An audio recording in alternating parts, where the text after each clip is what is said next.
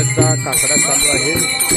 श्री संत रोहिदास समाज मंदिर या केंद्रामध्ये अनेक टाकी आहेत, मोठा रस्ता आहे. हा पूर्ण परिसर आपल्या या सेवेला लाभलेला आहे.